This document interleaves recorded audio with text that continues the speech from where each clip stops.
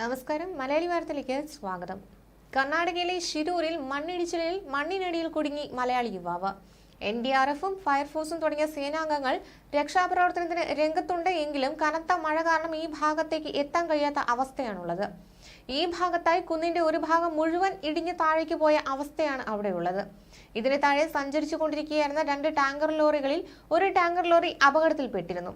ഇതിൽ ഒരു tanker lorry തെറിച്ചു തൊട്ടടുത്തുള്ള നദിയിലേക്ക് പോകുന്ന അവസ്ഥ വരെ ഉണ്ടായി. അത്തരത്തിലൊരു വലിയ മണ്ണിടിച്ചിലാണ് ഈ ഭാഗത്ത് ഉണ്ടായിരിക്കുന്നത്. ഈ കുന്നിന് താഴെയായി ഒരു കട ഉണ്ടായിരുന്നതായും ഈ കടയ്ക്ക് മുന്നിൽ നിർത്തിയിട്ടിരുന്ന കാറിലെ 4 പേരും ആ കട നടത്തിയിട്ടുള്ള 2 പേരും മരിച്ചതായാണ് റിപ്പോർട്ടുകൾ പുറത്തു വരുന്നത്. വലിയൊരു ദുരന്തമാണ് അവിടെ ഉണ്ടായത്. ഇതിൽ എടുത്തു പറയേണ്ട ഒരു കാര്യം, ഈ ലോറിക്ക് അടിയിൽപ്പെട്ടിരിക്കുന്ന ഭാഗത്ത് 2 നമ്പറുകളാണ് ഉണ്ടായിരുന്നത്. അതിൽ ഒരു നമ്പറിൽ നിന്ന് കഴിഞ്ഞ ദിവസം മിസ് കോൾ വന്നിരുന്നു എന്നാണ് ഏറ്റവും ശ്രദ്ധേയമായ കാര്യം. ഇന്നലെ ഉച്ചവരെ ആ ഫോൺ ഓൺ ആയിരുന്നു എന്നാണ് ഏറ്റവും ഒടുവിൽ പുറത്തു വരുന്ന വിവരം. അങ്ങനെയാണെങ്കിൽ അതിലൊരു പ്രതീക്ഷ വയ്ക്കുന്നുണ്ട് കുടുംബം. അർജുനെ തിരികെ കിട്ടുമെന്നാണ് കുടുംബം ഇപ്പോഴും പ്രത്യാശ വയ്ക്കുന്നത്. ഇന്നും കനത്ത മഴയ്ക്കാണ് ഈ ഭാഗത്ത് സാധ്യതയുള്ളത്. നിലവിൽ അഗ്നിരക്ഷാസേനയും NDRF സംഘവും രക്ഷാപ്രവർത്തനം നടത്തുകയാണ്. കഴിഞ്ഞ 3 ദിവസമായി മലയാളി ഡ്രൈവറെ രക്ഷപ്പെടുത്താൻ കഴിയാത്ത സാഹചര്യമാണ് ഇവിടെയുള്ളത്. സഹായിക്കാൻ ആരുമില്ലാതെ നിസ്സഹായ അവസ്ഥയിലാണ് അർജുന്റെ കുടുംബം ഇപ്പോൾ ഉള്ളത്. കർണാടക ഗതാഗത മന്ത്രി ടെലഫോണിലൂടെ ബന്ധപ്പെടുമെന്നാണ് KB ഗണേഷ് കുമാർ വ്യക്തമാക്കിയത്. അർജുനെ കാണാതായ വിവരം അറിഞ്ഞത് വൈകിയാണെന്നും ഗതാഗത മന്ത്രി വ്യക്തമാക്കി.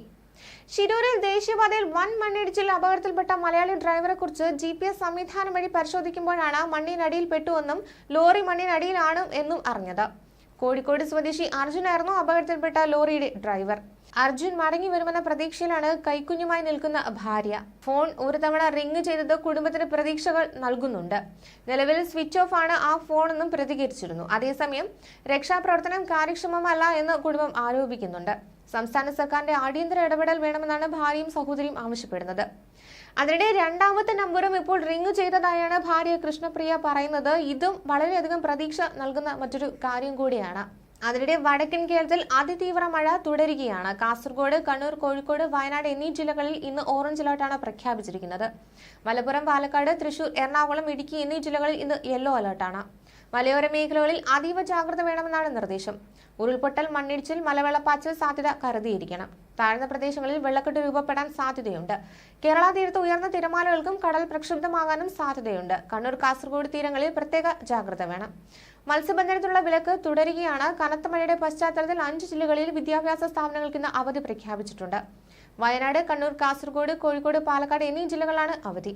ന്യൂസ് ഡെസ്ക്, മലയാളി വാർത്ത.